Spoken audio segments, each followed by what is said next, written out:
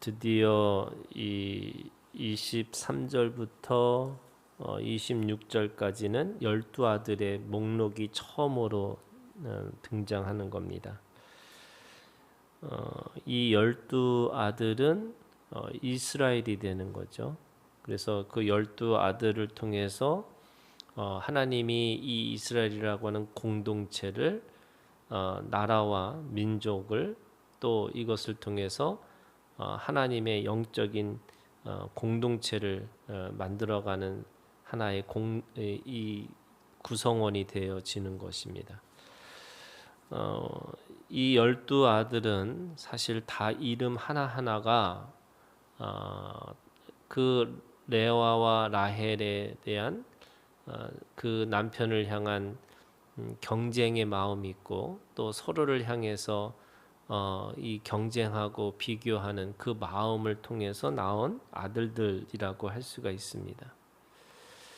그리고 그 아들들 하나하나를 따져 보면은 다 문제투성이라는 것을 알 수가 있는 거죠.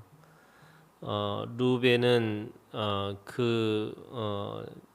우리가 마지막으로 읽었던 22절에 있던 35장 22절에 있었던 말씀처럼 루벤이 가서 그 아버지의 첫 비라와 동침함에 이스라엘이 이를 들었더라 이렇게 얘기합니다. 그러니까 그 장자로서의 그런 명분을 잃어버린 아들이라고 할 수가 있죠.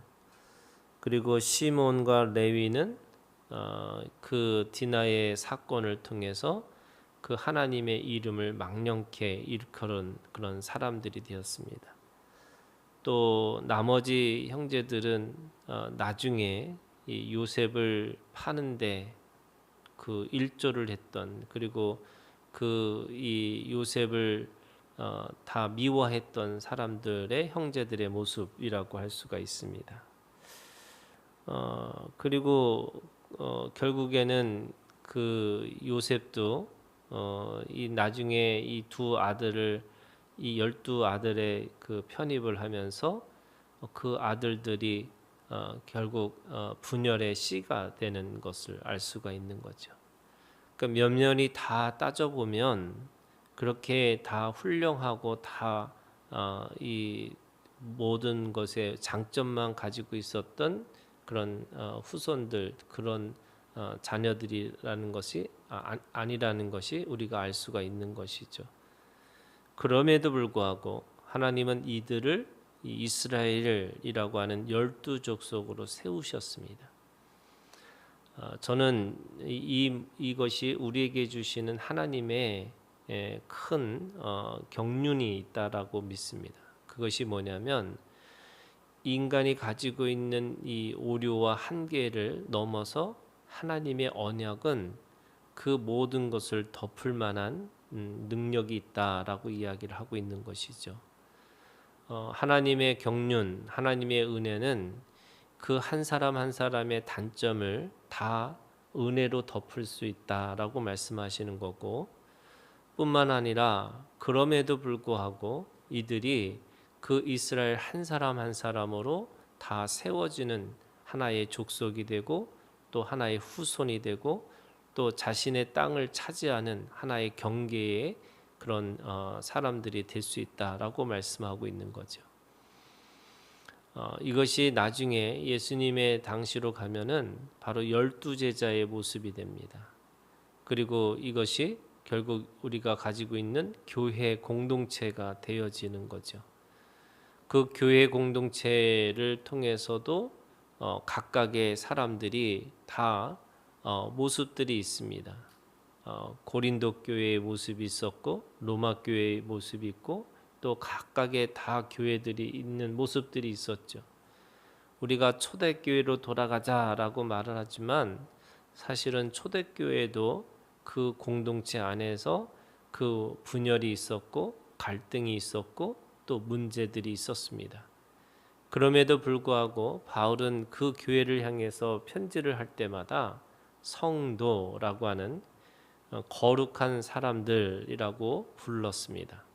그리고 하나님은 그 교회를 통해서 하나님의 나라를 드러내라고 말씀하셨고 그것을 교회라고 이야기를 하고 있는 겁니다. 예수님이 우리 가운데 오셔서 최고의 선물이 뭐냐? 바로 교회를 통해서 그 그리스도의 몸이신 그 교회를 통해 하나님 앞에 그 예수 그리스도를 드러내고 살아갈 수 있는 교회 공동체를 세우신 것이라고 말씀하시고 있는 거죠. 그 교회 공동체를 바라볼 때마다 이 바울은 그 고린도전서 고린도 교회를 향해서 말씀하신 것처럼 서로 틀린 것이 아니라 다르다라고 이야기를 하고 있는 겁니다. 우리가 그 예수 그리스도 안에라고 하는 그 진리 안에 또는 은혜 안에서는 서로 조금의 그 다름이 결국에는 달라서 틀린 것이 아니고 그 다르다는 것을 각각의 사람마다 특성이라고 개성이라고 이야기를 하고 있는 거죠. 또 두 번째는 그 다름이 결국에는 그리스도의 몸 하나하나를 드러내는 지체로서의 역할을 하고 있다고 얘기하고 있습니다. 그리스도의 몸을 각각의 자신의 은사를 통해서 드러내는 것이고 그래서 그 교회를 향해서 그리스도의 지체라고 하는 그리스도의 몸의 한 부분이라고 이야기를 하고 있는 거죠. 그래서 모두가 중요한 거고 또 모두가 귀중한 것이고 또 모두가 그걸 통해서만이 바로 예수 그리스도의 몸을 드러내는 것이다 이렇게 말씀하고 있는 겁니다. 그래서 그 교회가 장성한 그리스도의 그 분량까지 자라나는 그런 그 자라나는 공동체, 성장하고 성숙해지는 공동체라고 이야기를 하고 있는 거죠. 이 12아들의 각각의 모습은 다 달랐음에도 불구하고 하나님은 이들을 이스라엘의 나라 또 이 이스라엘의 민족으로 세우셔서 하나의 국가로 또 하나님의 나라의 상징으로 우리에게 그렇게 보여주셨다라고 말씀하고 있는 것입니다.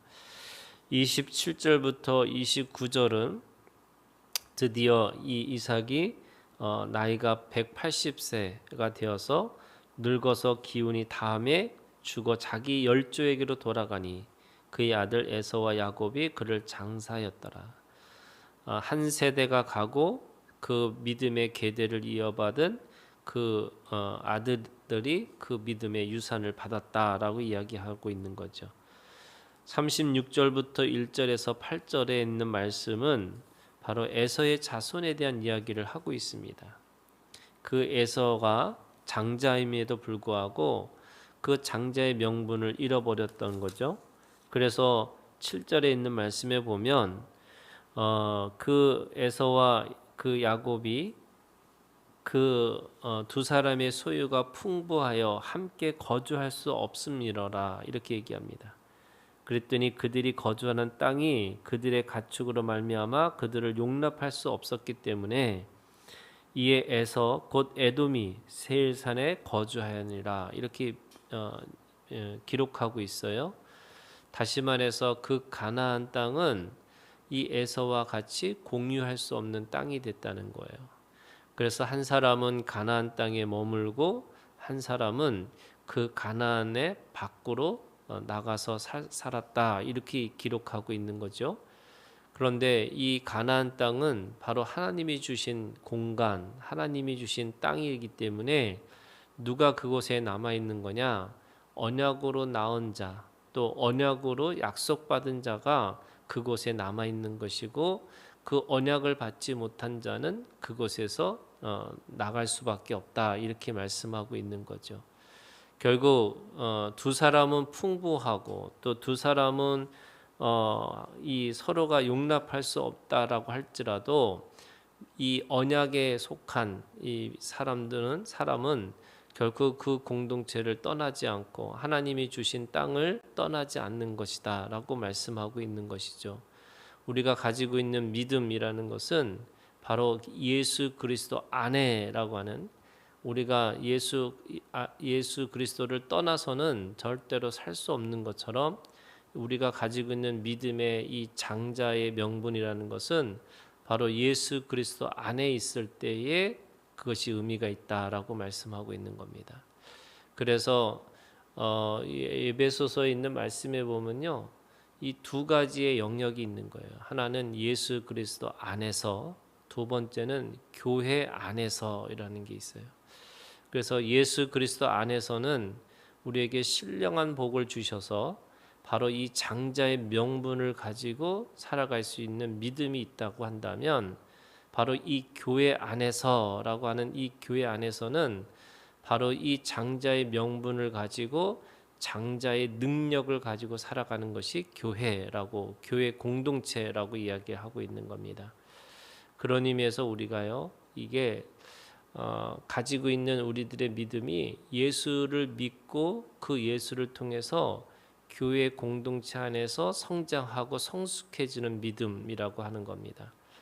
우리가 가지고 있는 구원이라는 구원은 결국에는 예수 안에서 믿고 그 교회 안에서 그 믿음이 성장하고 성숙해지는 것입니다.